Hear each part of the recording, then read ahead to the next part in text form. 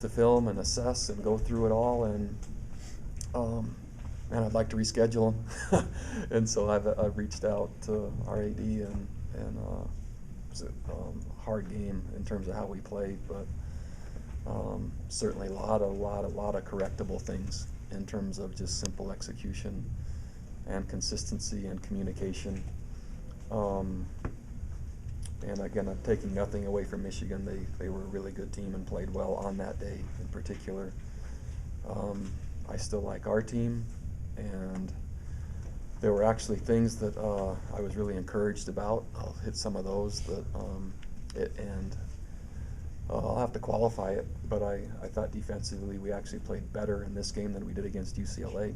We took a lot of steps forward in terms of actually assignment soundness and gap integrity and physical play, but we made some really poor mistakes in concentration and execution that led to a lot of points pretty fast, and some really key third down conversions and penalties. Offensively, a huge difference with Adam Hine in and without him, and with him out, but it wasn't our best game in terms of just execution and precision. Two of our special teams were solid, two of them were not solid. So overall, ups and downs and inconsistencies, especially at the beginning of the game, led to a game that was just not very favorable. And so somewhere in between the first three games, and I would put the first three together, even though there was a 1-point loss to UCLA, somewhere between there and this last game is where our team really is.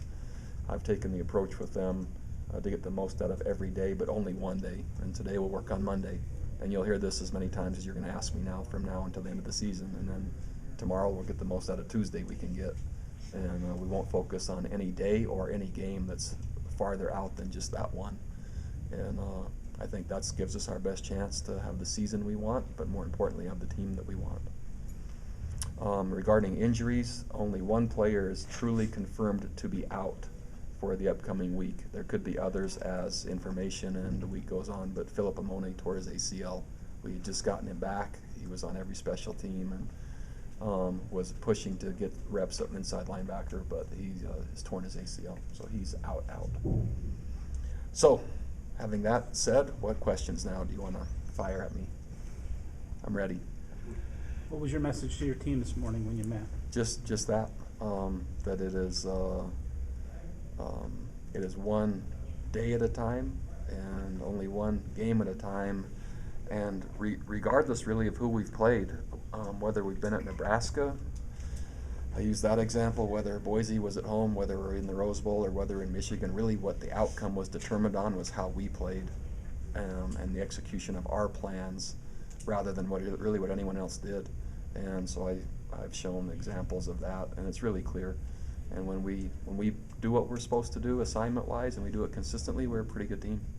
When we don't, we make a lot of mistakes or critical mistakes that then lead to other good teams having an outcome like we did Saturday. Status of LG Brown and Adam Hine? So both are possible, is what I've been told. Somewhere between possible, doubtful, hopeful. I can't tell you what that means, but I have not been told they're out. Was Hine an ankle sprain? Ankle is Hine. Hinkle is part Hine, part ankle. It is ankle, from what I've been told. A loss like this can sometimes linger. What steps do you take to make sure that they move on from this to the next game? Yeah, just a thorough job of this morning's meetings and making sure they saw what happened and why, and then framing the future, which I think I did. And now the outcome and how we play going forward will determine how well we've done doing that.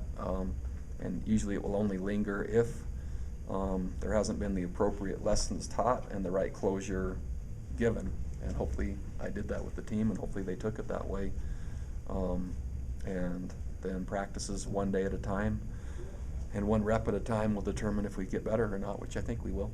We saw Francis Bernard for the first time against Michigan. What do you see from him, and what's kind of his role moving I forward? like him a lot. I think he's tough. I think he's physical. I think he can block. I think he can catch the ball out of the backfield, and I think he can run it. And so he's really versatile, and his role will increase. I like him a lot, as I did in fall camp. I mean, he was really impressive. After the loss, you and Robert both used terms like start over, Yep. back to the drawing board. Do you think that at the time was just kind of walking off the field and where your mind state was, or I guess I'm trying to ask you, was there a little overreaction there? or- Some, yeah, to be honest. I mean, just was so disappointed, and really believed we had a great chance to win the game going into it, and just to not have played well after really not believing it was possible that we wouldn't play well. The starting over part, to me, just it was. If I were to reframe it, we played 4 games. We've won 2. We've lost 2. We've played well in 3. Not played well in 1. And I think it's just as a new start for the rest of the year, rather than we're going all the way back. It just now is kind of, that month is over, and now it's time to play the rest of our season. And so I would frame it maybe in that tone, and that probably wasn't the tone that I said or shared after the game. And yeah, I was not in a good place after the game. Update on Travis Tuiloma? Does he Yeah, work? Travis practiced a little bit, like 2 or 3 reps last Wednesday, and then was doing a little bit more on his own and had a small setback. And so he hasn't been ruled out for this week, but I also haven't been told to count on him. I'd love to have him back, but I can't tell you yet which one it is. For Jordan Prater, is he? Jordan Prater has another meeting tomorrow. Hopefully we'll add some closure to that. As far as where he sits with me, he's able to play and ready to go. He's done everything I've asked him to do. As you know, at BYU there are other arms. There's the football arm, there's an ecclesiastical arm, and there's a university arm. But as far as his standing with me, he's good and ready. What have you seen from UConn early on this season? I haven't watched a single play yet. I've spent every minute up to this meeting right now only working on us. And so I can't comment yet on offense, defense, special teams, anything. All I've been doing the entire morning is working on ourselves. So sorry about that. This past offseason, players said last year during the 4-game lose streak that maybe at times they lack motivation after a few losses. What's going to be the goal to get these guys motivated so to continue pushing forward? Oh, I asked them this morning what they saw left, and they think there's tons of room to become a really good team, which they want to do. And they think a lot to prove still, starting with as soon as this week. They think that they've already proven and shown they are a good and capable team, not only on a local level but national level, and somehow they want to regain that as the season goes on, knowing it's going to take now consistency and time to possibly recapture that. Now that you've gone through this 4-game September, is there anything that you would have done differently in preparation for it, or are there just things that are beyond your control, that injuries and things that? I really wouldn't have done anything different, and it's been a great glimpse though of what I see, and I loved this. I loved that part of the schedule from a chance of seeing what it's going to take consistency wise and depth wise to now sustain that through 12 games. And so I learned a lot. I don't think I would have changed anything. I just have a great idea now, personnelling, that we need to continue to add depth at every single position. Quarterback, running back, defensive line, receiver. The more players you have, the better you can sustain those types of games consistently. And I started to feel a little bit of the wear going into that game, which is why we took the gear off of him for a couple days and tried to get him fresh. And I would have done that again. But that was really in combination of what the first 3 weeks looked like. And so I don't think I would have changed anything if I were to say honestly, and if I was, I couldn't tell you what it was. I'm pretty comfortable with how it was handled, not the outcome obviously for the last game, but depth is an issue, and to play as many good teams as I want to play and as consistently, that would be probably the one takeaway right now. Robert said after the game that there was no leadership on offense. And I mean, obviously you got a freshman quarterback and you don't have Jamal. Do you agree with that, and where do you think maybe that could come from? Man, so I didn't sit in and listen to Robert. Number one, I certainly told him. I was walking down the hall to the press conference, and I turned around and he's following me, and I didn't ask him. And so I appreciate someone that wants to help and claim ownership of their part, which is saying a lot about him. That doesn't happen, I mean, in most college programs. And again, I was walking down the hall, and then I said, man, you don't need to come. And he said, no, I wouldn't miss this for the world. So I appreciate the accountability. I think what he was hopeful, and maybe by that comment, is we have some seniors and we have some really good players, and I think maybe he was hoping they would have been more of a catalyst on the sideline and possibly motivating. That would be my guess. In the earlier part of the season, a player in Dion Lake was in the 2 deep.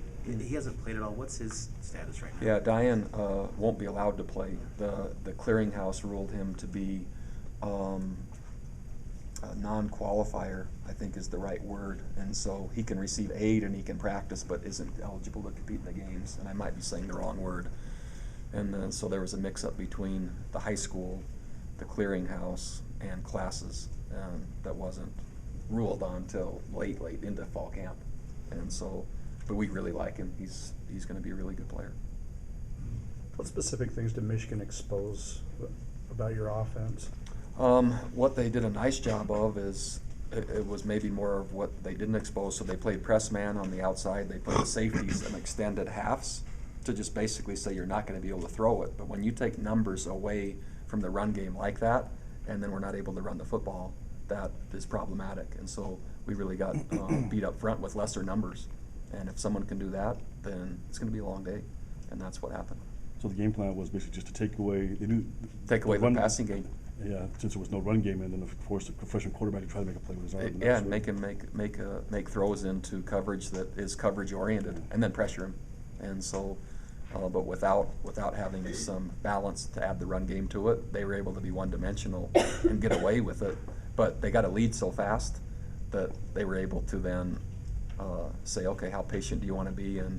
But they were beating us up front, and we really, again, because we were trailing, the ability to be patient and then try to run it to catch up, that kind of went away. You had a road heavy September. You got a whole month where you're going to be at home. Is that nice to not have to travel? Man, I haven't thought about it at all yet. Right now, again, I've just been working on ourselves this morning, and I know it's Monday. And, yeah, we play Friday night from what I've been told, so that's as far out as I've been. Last question. That's good. Okay. Thanks, Coach. By the way,